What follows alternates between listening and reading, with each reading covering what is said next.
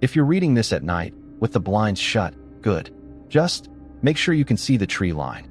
If you ever work a fire lookout shift, you'll understand why. You ever wonder why places have rules?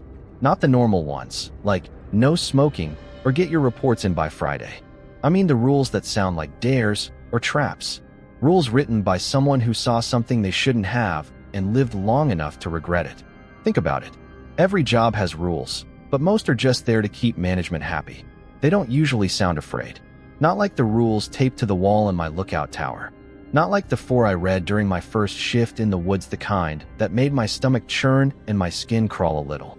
The kind that changed the air in a room, even when you just glance at them. I guess it's easy to ignore weird instructions when you're sitting at a regular desk, under fluorescent lights, surrounded by other people. Out here, you only have the wind, the radio, and however many miles of trees you can see before the shadows swallow them. Here's a secret. The forest swallows a lot. Noise, people, things you don't talk about in daylight. People always imagine the scary part is fire, the crackle and fury you can't outrun. And yeah, fire is unforgiving. But you know what's worse? The things you can't see coming. The rules aren't about fire. They're about what happens before fire starts, when it's just you, the dark, and something waiting just out of sight. So before you call me paranoid or start commenting with fake story LOL, let me just say, I used to think this was all some twisted hazing ritual too. I wish I still did. Because once you know the rules, you realize most people leave them behind by getting out or by disappearing. And I only made it this far because I followed every single one. At least, I think I did. People think working in a fire lookout is this peaceful, lonely existence, just you, a solid pair of binoculars, and a lifetime supply of canned beans. They picture it like a retro postcard. Endless blue sky, wood smoke on the breeze, a cup of coffee steaming on the railing. If I squint, I can almost see what they mean. For the first hour, that's what it was. The forest below rolled on forever, all wildflower meadows and pine. Hawks shimmered overhead, and the only voices were songbirds and the sleepy drone of the wind. But there was a wrongness to the quiet, if you listened carefully. A little breath held in the branches, waiting. My first day, I drove up the dirt switchbacks, dust swirling in the mirror. I kept rehearsing what to say, how to sound eager but not desperate, chill but not like a slacker. I didn't know anyone who'd worked a full season out here. When I finally made it to the access gate, Clara was there already. She leaned against a government-issued Jeep, smoking the saddest little cigarette, hair pulled back so tight her eyes looked surprised by everything. She didn't wave, just glanced at me over the hood, then back at her clipboard. "You're 5 minutes early," she said, voice flat as Riverstone.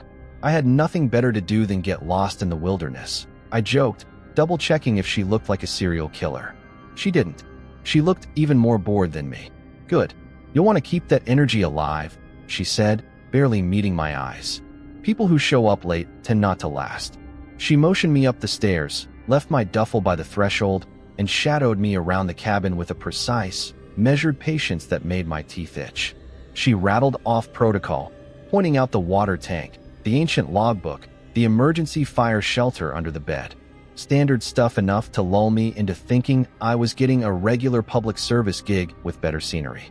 I tried not to laugh at the haunted house vibe. There was even an old tin cup suspended from the rafters, swaying slightly, ringing with every gust. I passed a note tacked above the sink. "Keep outside light off unless." Emergency. Routine, maybe. Rural folks get weird about porch lights. But as Clara finished her walkthrough, she suddenly stopped by the battered radio, fixed me with that tight-jawed stare, and said, "There are some rules taped up. You follow them exactly, or you're on your own." Something in the way she said exactly made my nerves spark. She held out a spiral-bound notebook with jagged pages, her hand trembling just a little. I tried for a joke. "Is this where I sign my soul away?" She didn't flinch. "You'll want to read all of them. Don't ask why in front of the open window. Wait for sunset." That set the tone.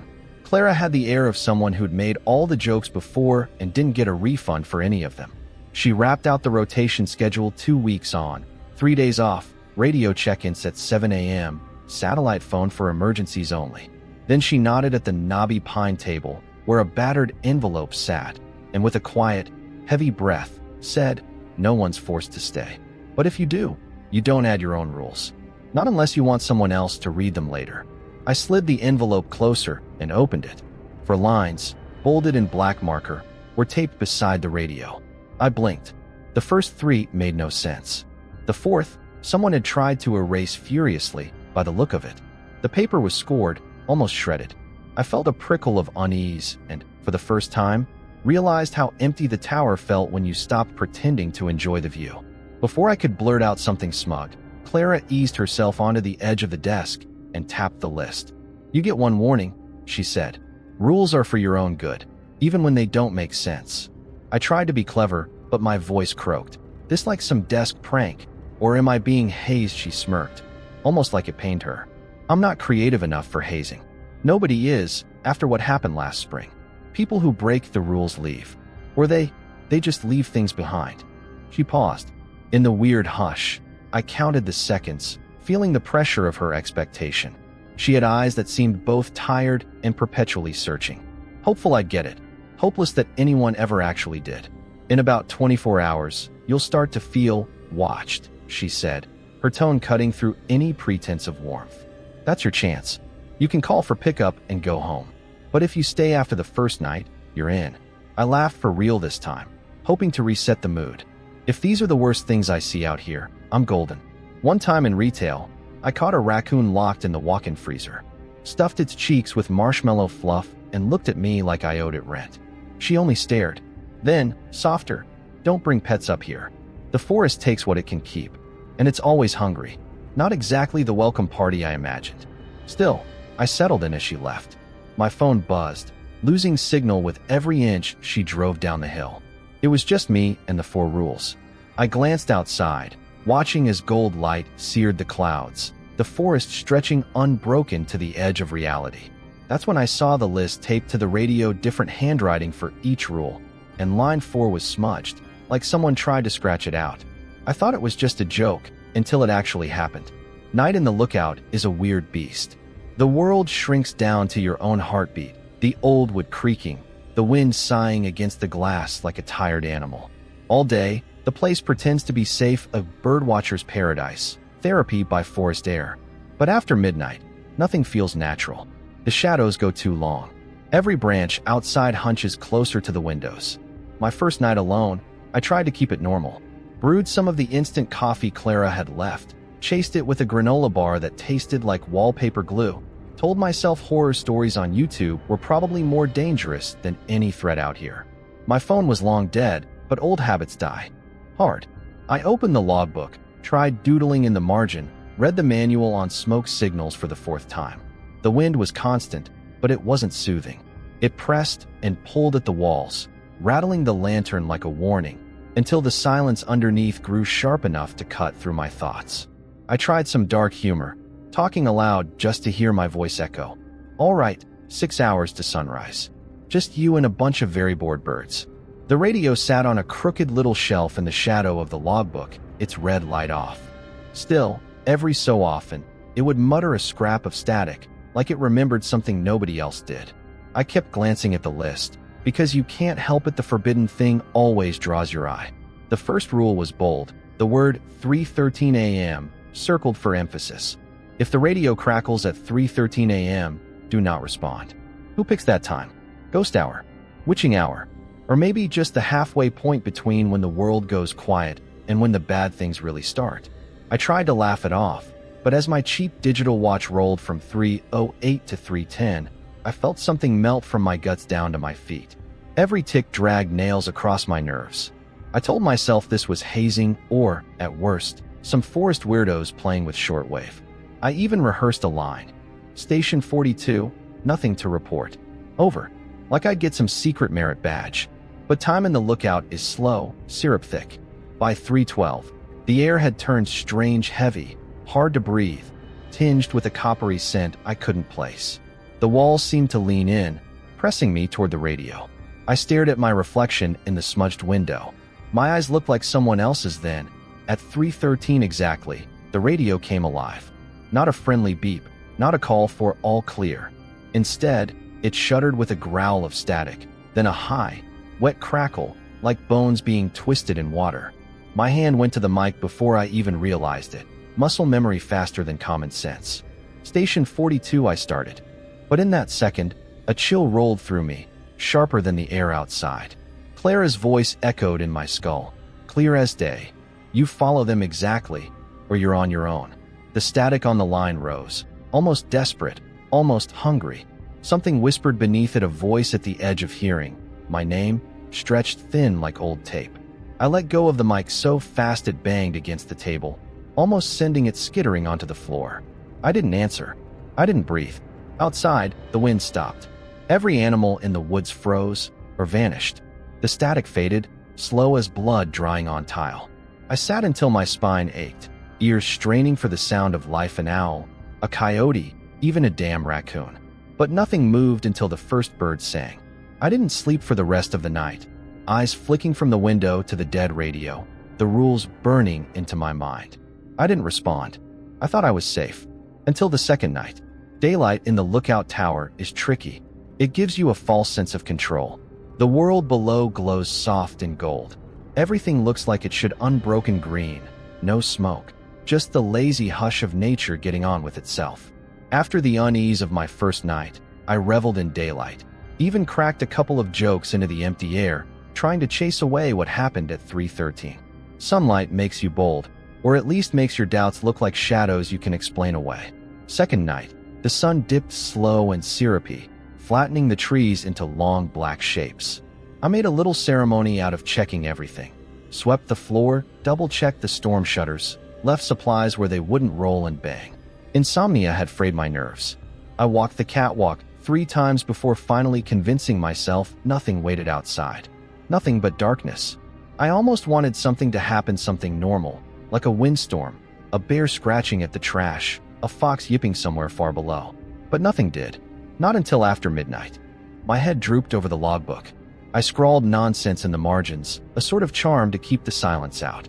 Around 1:30 a.m., a soft tap dragged me back, too light to be wind, too regular to be an animal. I froze, every muscle ready to jump. It was so faint at first that I could have ignored it, could have told myself it was my heart thumping in my ears. Then it came again. 3 deliberate knocks. Tap, tap, tap. The knocking always came in 3s. Never 4, never 2. Something in my mind screamed, "Don't look. Don't you dare." But another part, the dumb animal that needs to see the danger, fought for control. The rule glared at me from the radio. If you hear knocking on the glass, shine your light, but don't look. My flashlight was already in my hand, knuckles white. I shuffled backward, careful not to look directly at the nearest window. In my peripheral vision, I thought I saw a movement, closer to the glass than anything had a right to be, a ripple in the dark, the smudge of breath where nothing should breathe. I clicked the light on, kept my eyes squeezed nearly shut as I pointed it at the glass. The beam split the pitch black, catching only the reflection of light bouncing back, the ugly glint of my own pale cheek, wide-eyed but not looking. I kept it there, following the angle of the knocks, shivering whenever the beam seemed to meet resistance, a darkness that didn't scatter like normal shadow, but pressed back, thick and oily. There was a stillness, then again, tap, tap, tap. I wondered, in that moment, what would happen if I broke the rule? What if I looked? You want to believe you'd be strong, that curiosity wouldn't win. But I felt the pull like standing at the edge of a rooftop, every cell in your body screaming not to jump, but already in free fall. Something slid along the wood outside, fingernails or claws tracing lazy shapes. I squeezed my eyes tighter, aimed the beam again. The knocks moved, now at the door, now across the far window, always. Spaced perfectly apart, never frantic, never desperate. A rhythm, like whoever or whatever was at the glass wasn't in a hurry. It had all night.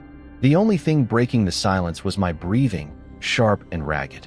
I whispered, "Go away," even though part of me wanted an answer, wanted anything but that gnawing, hungry quiet. The knocking paused. Then, tap, tap, tap. I don't know how long I stood there. Time folds in on itself when you're that afraid. Maybe it was 10 minutes, maybe an hour. I wasn't brave. I just didn't let go of the light or open my eyes. This is the part where I ask, what would you have done? Would you have looked, just once, to see what called your name in the dark? I fought the urge with every strained nerve I had. Only when the first thread of gray slipped through the trees did the tapping stop, quiet as a closing mouth. My legs gave out. I sat on the splintery floor, heart still hammering, gripping that light like a lifeline. Next morning, there were prints on the glass spread wide, impossibly long, pressed in a film of something slick and gray. Not human. I started hating the sunlight. If you work fire watch, you're trained for only a few real emergencies, and almost all start with smoke. You see it, you find the source, you call it in, sometimes you even race down the tower with your little shovel and beat at it until backup arrives. Standard operating procedure is basically don't wait, act. Every pamphlet drilled that urgency into my head. The forest burns fast. Seconds matter. So when the third rule on that list told me to do the exact opposite, it itched in my bones. If you see smoke, but smell no fire, stay inside and wait. Not investigate. Not report. Just wait. Hide, like a child under a blanket. Every line of my training screamed that was suicide, that you'd be complicit in letting a fire spread. But by that third morning, I was starting to believe the rules weren't written for fires. The second night left me rattled. I barely slept, jaws sore from grinding my teeth, ears prickling at every little creak. In the daylight, I forced myself to fall back on routine, scan the tree line, log wind direction, count the minutes until lunch. The calm that day felt false, like the woods were holding their breath. I chalked it up to nerves. But around 5 o'clock, the sun still high, I saw it. A faint gray coil rising above the evergreens, no more than a quarter-mile out. Too pale to be dust, but too substantial for fog. Instinct took over. My hand shot to the binoculars. Sure enough, there it was, a slim, wavering pillar, flickering against the gold of the setting sun. I flipped the radio on, my voice practiced, and suddenly very small. Station 42 to base, possible smoke sighting. Grid reference, Delta 7. Faint static. Then, like an echo. Copy, Station 42. Can you get a visual on the source? But before I could answer, something felt wrong. I stood at the open window, filling my lungs for that telltale, acrid whisper. Burned pine, diesel, the ghosts of 100 old wildfires. But there was nothing. No burnt smell, no ozone, just the resin-sweet scent of untouched woods. The smoke didn't move with the wind. It billowed sideways, flickered back, then coiled against the breeze, as if it was pulled on puppet strings. That's when the training collided with fear. My hand hovered over the door handle. Get down there. Make sure it isn't spreading. Don't wait. Don't wait. My legs tensed to run, but then I remembered the rule, stamped in shaky handwriting. If you see smoke, but smell no fire, stay inside and wait. Somewhere deep down, my mind argued if this was a prank, I'd call the bluff. If it was real, I was risking my job and the whole damn forest. I actually opened the door halfway, wind slamming warm air into my face, legs parting into sunlight. That's when I heard it, the faintest voice, drifting on the breeze, almost buried in static.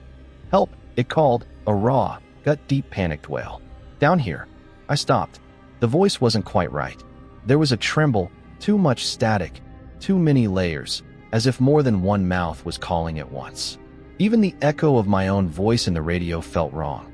I pressed the radio, voice shaking. Repeat, I need backup. Is that you? Bass static. A hiss. Then, layered over it, my own voice played back at me in a broken loop. Down here. Down here. Down here.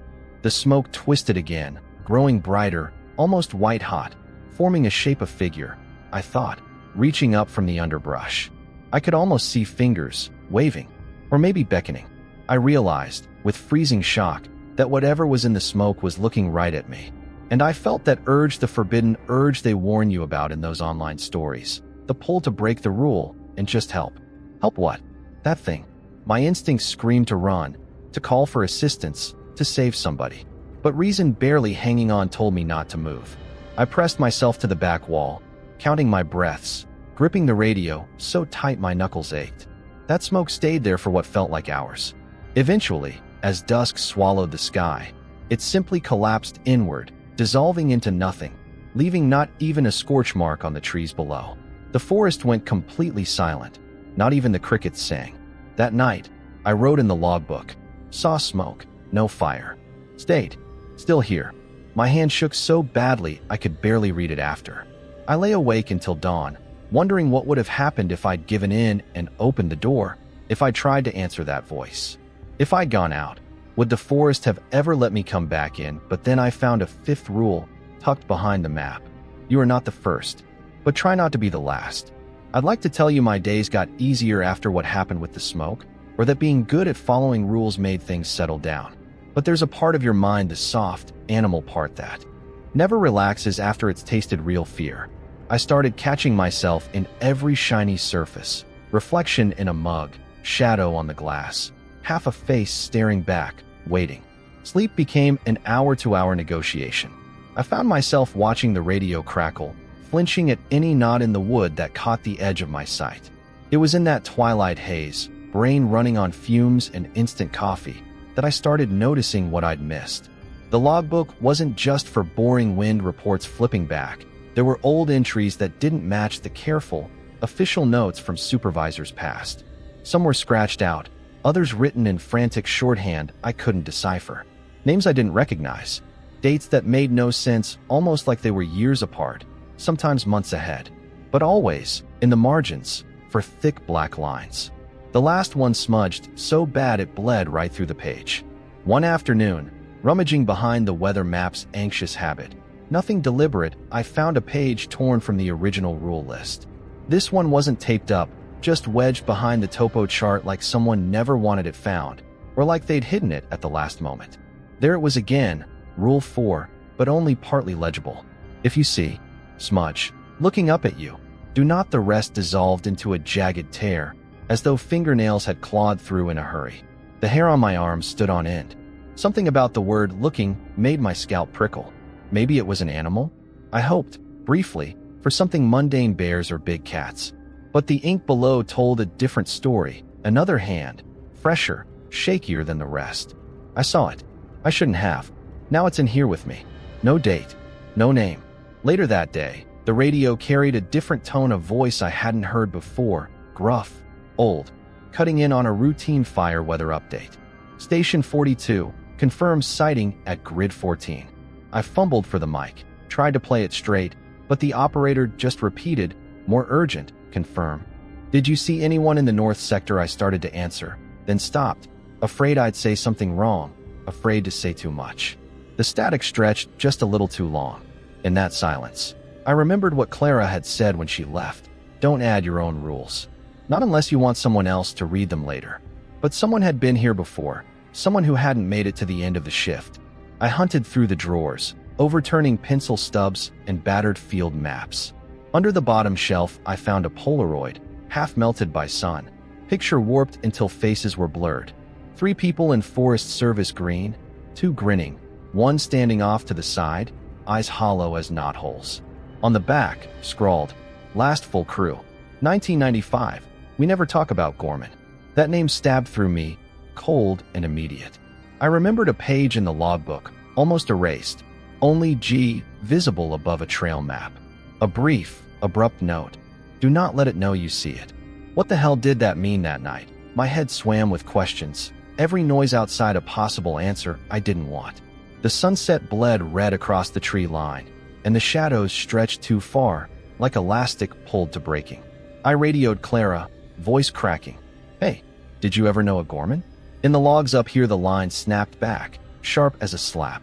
Use the official line for emergencies only, Station 42. Do not discuss prior listings on comms. Repeat, do not discuss. She sounded terrified, not angry. That's how you know something is real, when the ones who act toughest want you to stop asking. All evening, I replayed the rules over and over. What was I missing? What was so bad that even talking about it was dangerous? Was this some bureaucratic game, or just old-fashioned government paranoia? Clara's warnings, the penciled notes, the missing faces from the picture. Every story I'd heard about seasonal workers going missing. Every rumor about the North Sector. Every scrap of conspiracy I used to mock in. YouTube comments, they all started to ring in my ears, connecting in a way that made denial impossible. I lay awake, sick with dread, realizing I wasn't just watching the forest. Something out there was watching me back. There was one last thing.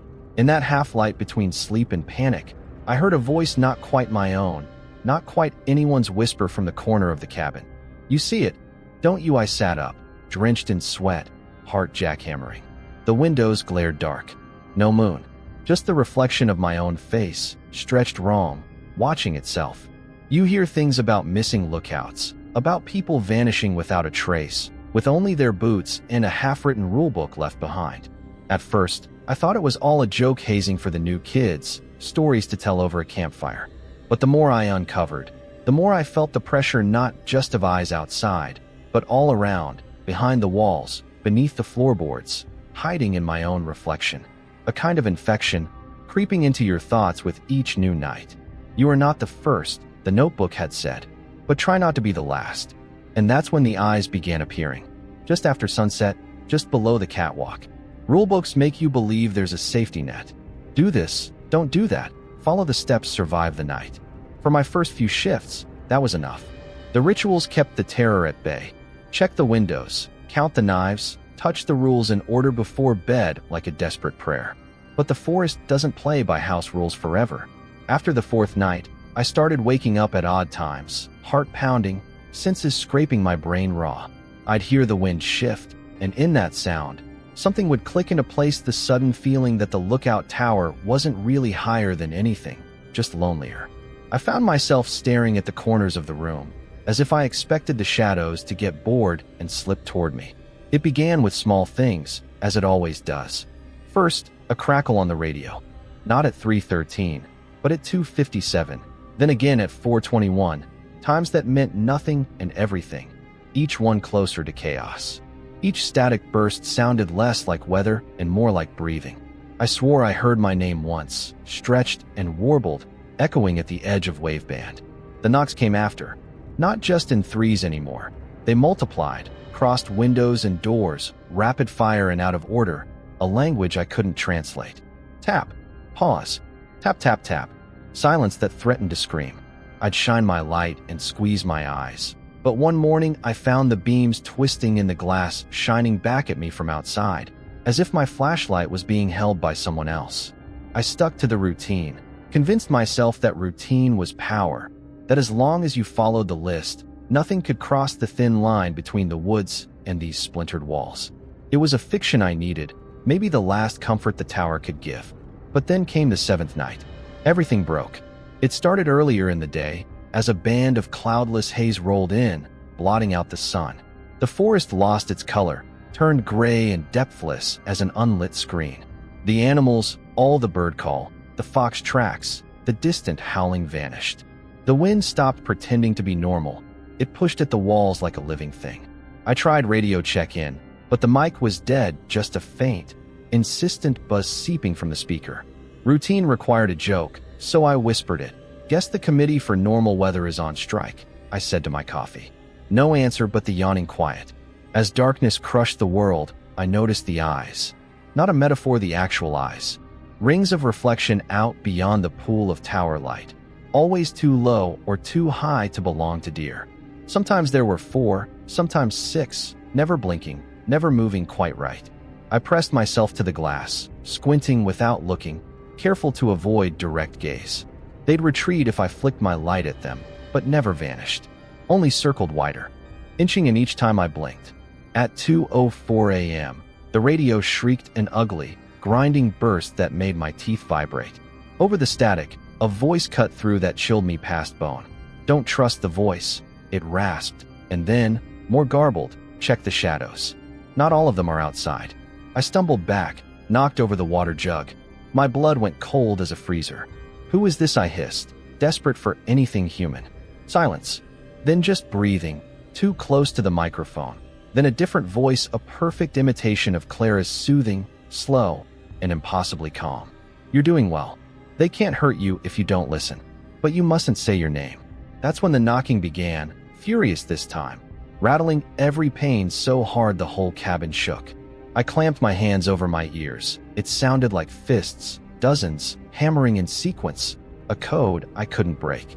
My light flickered and died. My battery lantern shuddered and went dark. I was left in a blackness so thick I could taste it.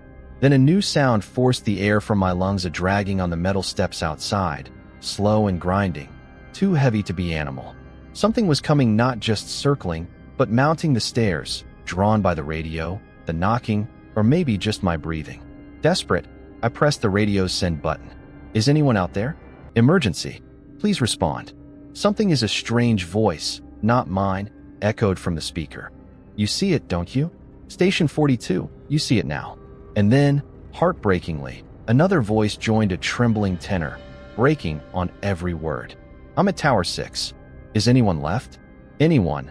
Then a wet static, and the sound of gasping, and then nothing. I tried to remember the rules, recite them by heart, but each line dissolved in my head. All I could think was, if you see, looking up at you, do not what? I felt watched, exposed, like the tower itself was shrinking, like I could feel the weight of the forest piled up to my knees. Out the window, the eyes were everywhere. Some in pairs, some alone, some stacked like vertebrae. One blinked, and I saw its lid was clear, like a frog's, luminescent in the darkness. Then a new voice whispered, so close it felt pressed to my ear. There's something they never tell you. Something that even the rules can't save you from. Panic welled up. I began to pace, every board creaking loud as a shot. A mirror by the stove caught my movement, and for a split second, I thought I saw a movement behind my own reflection, an extra limb, a cluster of teeth, a shifting spark of yellow. I slammed the tin cup that hung from the rafters, and the world seemed to pause. In that hush, a distant radio crackled, maybe another tower, maybe not. Station 10, is that you? I think I did something wrong. I looked. It's inside. Don't let it in. Don't let, the message cut out, replaced by the gentle ticking of my own watch, impossibly loud. I saw the smoke curl past the glass, this time tracing words in the condensation. The mist bent, forming letters, foggy and transient. Leave. But where was there to go? On pure autopilot, I reached for the logbook, flipping back through years of scribbles and warnings, frantic hands documenting the same nightmare in different decades. Names crossed out, rules changed, sometimes hastily rewritten, sometimes left blank. There was a master rule, I realized, one never written down, but carried in every terrified scribble. Survive until dawn, and then what? Leave? Return? Warn others? No one ever said. The rules only bought you time. You didn't win. You just survived a little longer. And then, a knock, no, a thump, distinct and heavy, from the trapdoor leading up from the stairs. The eyes below the catwalk flickered out, replaced by complete blackness, as if the night itself had pressed up against the wood. It pulled at the edges of my vision, a pressure, a fullness, a sense that the whole tower would burst if I didn't do something, or say something, or scream. The radio hissed, then clicked on with a message so garbled it barely seemed like words, but deep in that distortion I could swear I heard. You're not supposed to survive this long. They get curious. For the first time, I understood the rules weren't a shield. They were a gauntlet, a dare. Every line of ink was just a bet that I'd last one night further than the last poor soul. It knocked again louder, right below my feet. Something was coming up the stairs, and I had nowhere left to go. I want you to understand, I didn't mean to break the rules. No one really does. Not the people who leave their boots in the mud or the ones whose notes bleed off into frantic lines of ink. But the tower has a way of grinding you down. The way sleep deprivation makes every thought frictionless and slippery. The way loneliness grows claws. In the end, I was just a body holding onto the edge until my fingers bled. The night started early, purple gathering under the trees before the sun even dropped below the ridge. The air inside the tower was suffocating, not just hot, but close, thick with unspoken threats. I hadn't slept in 2 days. The logbook was little more than a panicked scrawl. I would glance at the windows, checking for eyes. But now there were so many that they blurred into a living border, a ring of watchfulness circling the tower tight as a noose. The radio was dead, but then it wasn't. It emerged from silence at 3:12, a full minute before the forbidden time, sputtering static that built into a hollow, sloshing voice. My name hissed through the haze, stretched and wrong. Every syllable sounded like it was being chewed up and spat out again. I remembered Clara's face, how she never blinked when she talked about the rules, and all I wanted was for someone else to answer. But the radio crackled, and something in me it's hard to explain needed to respond, more than I needed to breathe. The first rule snapped under hunger and fear. I pressed the mic, my voice a torn-up whisper. Station 42, who's there? I'll hear the reply in my nightmares forever. A dry, greedy laugh, but beneath it, 100 other voices, foreign and familiar, all saying at once, "With you now." That coldness bled into my bones. It felt like being named, like being counted. I dropped the mic, stumbled backward, and a sudden pounding rattled the north windows. Not a tap, this time a brutal, urgent knock, coming in threes, again and again, until I couldn't tell if it was outside or inside. I lifted the flashlight, hands trembling so hard the beam shook across every surface. The rule: shine your light, but don't look. But a part of me starved for answers, for relief couldn't resist. I stared through the beam. My own smeared reflection stared back, and then something else. Sooty handprints streaked the glass, elongated, jointed wrong, the nails making spiderwebs. Behind them, a smile pressed close, a mouth with too many teeth, and eyes that cut straight through me. My vision burned, black dots floated in a red sea. I shut my eyes, but too late the image had carved itself behind my eyelids. I slipped to the floor, every muscle at war, and then smoke. Not outside, but inside the tower now, coiling around my legs and wrists, leaving a damp, sticky cold wherever it touched. Panic clawed at my brain. Another rule poised to break: stay inside and wait. But smoke inside means fire, right? Training fought against superstition. I rushed to the trapdoor, yanking it open, desperate for air, for escape, for anything normal, but what flowed up was not wind. The smoke brought a sound with it. My own voice, calling for help, then drowned beneath a rush of whispers, each word ending in a punchline only the forest understood. I should have stayed inside. I should have waited. But outside the trapdoor, the stairs were crawling with shadows, and the shape of something familiar, my own silhouette, but taller, thinner, and wrong, waited just below the light. All 4 rules were cracked and bleeding now. The final one, half legible and haunting, pinned itself to the inside of my teeth. If you see, looking up at you, do not acknowledge. But how can you ignore something that knows you see it? How do you unsee what's looking into you? Not just at you, I felt it, rising. A pressure not just outside but inside, skull and ribs squeezing. Something scraped at the edge of the wood, climbing closer, voice pitching in and out of radio static, mouth never moving but lips always smiling. The smoke pressed into my lungs, my eyes, my thoughts, pushing memories into places they never belonged. Childhood birthdays warped into the feeling of being watched.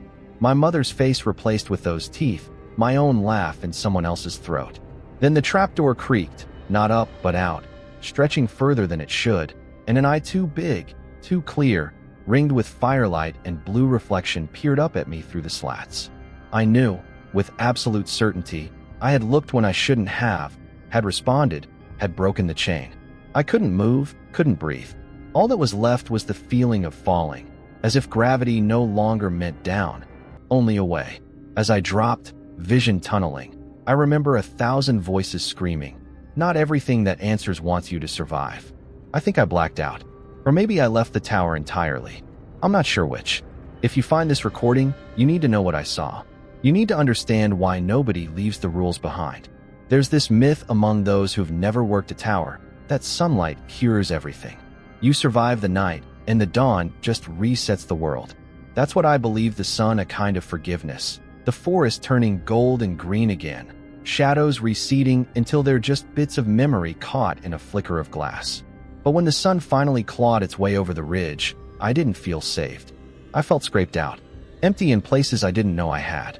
The air stank of old embers and wet moss, but on the wind's back was something colder, metallic, the scent of a storm before it breaks. Light spun across the windows, illuminating every handprint, every oily streak of something unnameable that clung to the glass. I kept wiping, but the marks never left. They seemed to reappear, rearranged, like they were spelling something I couldn't read. I walked the tower in a daze, checking the doors, the radio, my own hands. They shook, but it wasn't from cold, more like they belonged to someone else, quivering with a memory that wasn't mine. My voice caught in my throat. It sounded wrong, too low, almost doubled, like someone spoke a half second after me. I listened for breathing, certain I'd hear 2 heartbeats, unnerved when there was only the one, too fast, too loud. I found myself staring into my own reflection longer than I should, searching for proof that I came back alone. My eyes looked glassy and far away, or maybe just focused on something behind me, a flicker of movement in the space over my shoulder, gone when I turned. It's hard to say if I left the tower or just let the tower into me.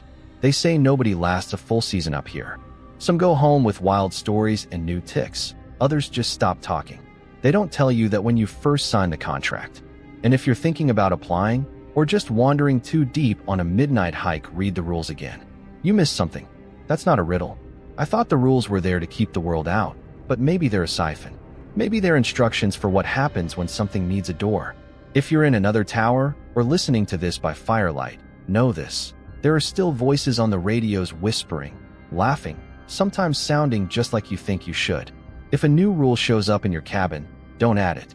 If your reflection lingers after you look away, don't ask to see more. Some things crawl inside when you're not paying attention. Some things wear your face a little too comfortably by daylight.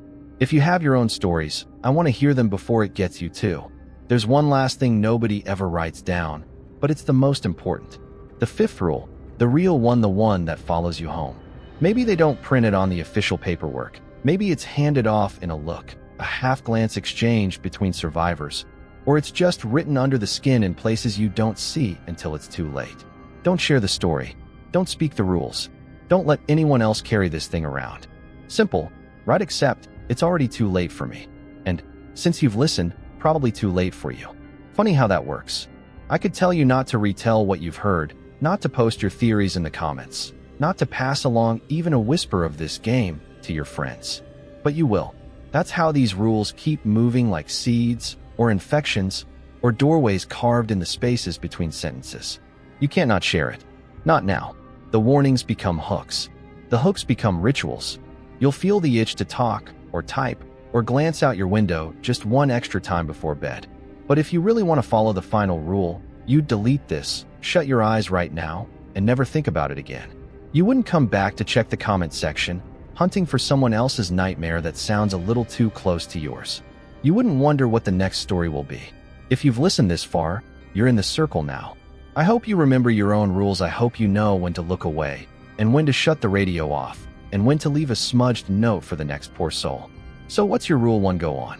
I dare you to share it.